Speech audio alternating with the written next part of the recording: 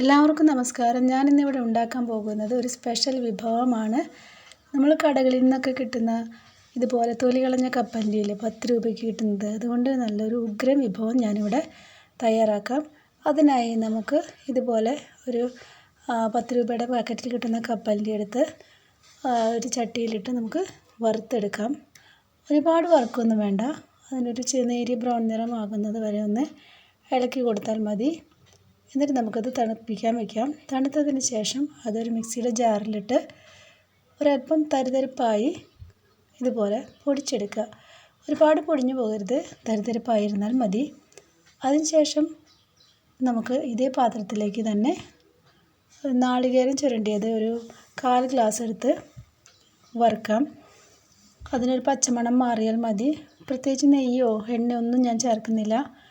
ഒന്ന് വറുത്തെടുക്കുക. അതിനുശേഷം ഒരു 1/2 ശർക്കര എടുത്ത് 1/2 ഗ്ലാസ്സിനേക്കാൾ അല്പം ഒരു 1/4 ഗ്ലാസ് വെള്ളം ഒഴിച്ച് ഇതുപോലെ ഉരുക്കിയെടുക്കുക. ഉരുക്കിയ ശർക്കര നമുക്ക് ഇതുപോലെ ഒരു പാത്രം അടുപ്പിൽ വെച്ച് അതിലേക്ക് അരിച്ചെടുക്കാം. ചൂടോടുകൂടി ഇടരുത്, ഒരല്പം തണുത്തതിന് ശേഷമാണ് ഇടേണ്ടത്. അതിലേക്ക് ഒരു 1/2 ഗ്ലാസ് അരിപ്പൊടി ചേർക്കുക, ഒരു നുള്ള് ഉപ്പ് ചേർക്കുക.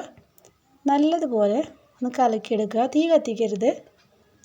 ഇത് നല്ലപോലെ ലയിപ്പിച്ചതിന് ശേഷം മാത്രമേ നമുക്ക് സ്റ്റൗ ഓൺ ചെയ്യാൻ പാടുള്ളൂ. കട്ടകളില്ലാതെ അരിപ്പൊടി നല്ലതുപോലെ ശർക്കര പാനിയിലേക്ക് ലയിപ്പിച്ചെടുക്കുക. നന്നായി ലയിച്ചിട്ടുണ്ട്. അതിന് ശേഷം ഇവിടെ സ്റ്റൗ ഓൺ ചെയ്തു. ഇനി നമുക്കിത് നല്ലപോലെ ഇളക്കിയെടുക്കാം. പൊടി വേകണം, അതുകൊണ്ട് ചെറിയ തീയിലിട്ട് ഇതുപോലെ ഇളക്കി മിക്സ് ചെയ്യുക. ഇപ്പോൾ പതുക്കെ കുറുകി വരുന്നുണ്ട്. അപ്പോൾ നമുക്ക് നന്നായി കൈ എടുക്കാതെ ഇളക്കി യോജിപ്പിക്കാം. അപ്പോൾ ഒരുവിധം കുറുകിയിട്ടുണ്ടെന്ന് പറയാം. അതിലേക്ക് നമുക്ക് നേരത്തെ പൊടിച്ച് വെച്ചിരിക്കുന്ന കപ്പലണ്ടി ചേർത്ത് ഇളക്കി കൊടുക്കാം. തീ സിമ്മിലിടാൻ പ്രത്യേകം ശ്രദ്ധിക്കുക. അതിനുശേഷം നാളികേരം വറുത്ത് വെച്ചത് ചേർക്കുക. നല്ലപോലെ ഇളക്കി യോജിപ്പിക്കുക. അതിലെ വെള്ളം പൂർണ്ണമായി വറ്റുന്നത് വരെ നമുക്കിതുപോലെ ഇളക്കി കൊടുക്കാം. അതിലേക്ക് ഒരു ടീസ്പൂൺ ഏലക്ക പൊടിച്ചത് ചേർക്കുക. നല്ല ഫ്ലേവറാണ്. ഇതുപോലെ നല്ലപോലെ പാത്രത്തിൽ നിന്ന് വിട്ട് വരുന്ന ഒരു പാകം, ഏകദേശം അലുവയുടെയൊക്കെ ഒരു പാകമുണ്ട്.